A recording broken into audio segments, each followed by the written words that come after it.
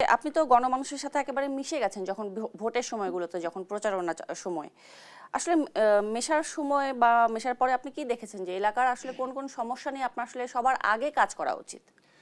Right, আমি মনে করি যে ওখানে বিশেষ করে আমি যে নির্বাচন করেছি বিএনপির সাথে অ্যালায়েন্স করে, কিন্তু বিএনপির ওখানে একজন নেতা বিদ্রোহী প্রার্থী বিদ্রোহী হয়েছেন প্রার্থী। এবং তার ওয়াইফ একজন যুগ্ম সচিব। প্রশাসনের একটা প্রভাব ছিল, একদিকে প্রশাসনিক চ্যালেঞ্জ আর একদিকে রাজনৈতিক প্রতিবন্ধকতা, খুব চ্যালেঞ্জ নিয়ে কিন্তু কাজ করেছে। এবং আমার সাথে যারা নির্বাচনে ক্যাম্পেইন করেছে, প্রচার করেছে, নির্বাচনকালীন সময়ে তাদের অনেকের বাড়িঘর জ্বালিয়ে দেওয়া হয়েছে, অনেকে কুপিয়ে জখম করা হয়েছে, আহত করা হয়েছে একটা ভীতি ছড়ানোর জন্য।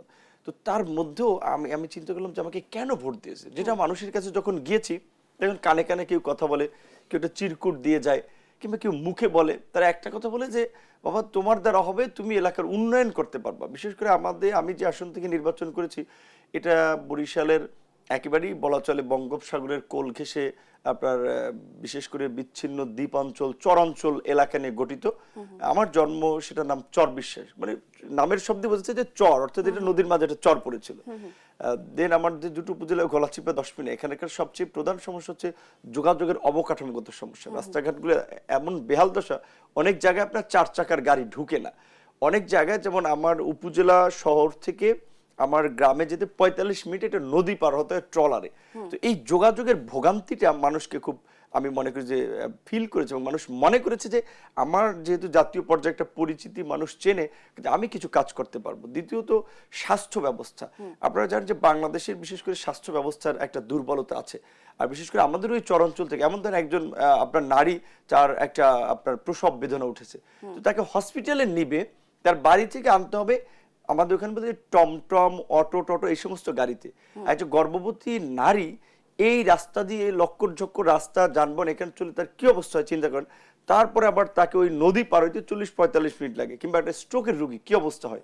তো এই স্বাস্থ্য সেবার ক্ষেত্রে আমি তাদেরকে বলেছি আমার জায়গা থেকে এখানে যেন ডাক্তার থাকে, স্বাস্থ্য ব্যবস্থা যেন আধুনিকায়ন হয়, আমি এটা নিয়ে কাজ করবো। বিশেষ করে আমি দুটো হসপিটালে গিয়েছি, মানে হসপিটালের বেডের অবস্থা এবং হসপিটালের পরিবেশ, এটা মনে হয় যে প্রকৃততে বস্তিকে আমরা নেগেটিভ ভাবে দেখি না, কিন্তু ওখানকার মানুষ নাগরিক সুযোগ সুবিধা পায় না, একটা জরাজীর্ণ পরিবেশে বাস করে। ঠিক আমার ওই দুটো উপজেলার হসপিটালে দেখেছি আমি এরকমের চিত্র।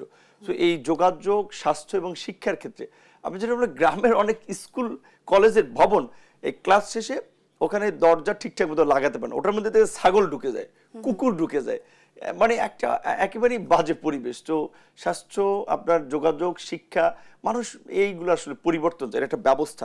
এবং সর্বোপরি যে আমাদের ওখানে হিন্দু কমিউনিটি আছে প্রায় 40-45 হাজার মতো, এবং ওই সিটটা আওয়ামী লীগ অধ্যুষিত একটা সিট। তো মানুষ মনে করেছে যে এখানে আওয়ামী লীগ বিএনপির পালা বদলের পরে একটা রাজনৈতিক পোস্ট ইলেকশন ভায়োলেন্স হয়।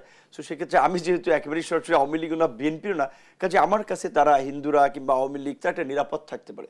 এই বিবেচনা অনেকে ভোট দিয়েছে যে রাজনৈতিক এবং ধর্মীয় সম্প্রীতি প্রতিষ্ঠার ক্ষেত্রে একটা ভূমিকা নেওয়া। তো নিশ্চয়ই এটা আমার একটা দায়িত্ব, এবং আমার এই নির্বাচনী এলাকায় এখন পর্যন্ত পোস্ট ইলেকশন বা নির্বাচনের পরবর্তী ওই ধরনের কোনো সংঘাত সহিংসতা ঘটে নাই, এটা আমার জন্য একটা স্বস্তির বিষয়।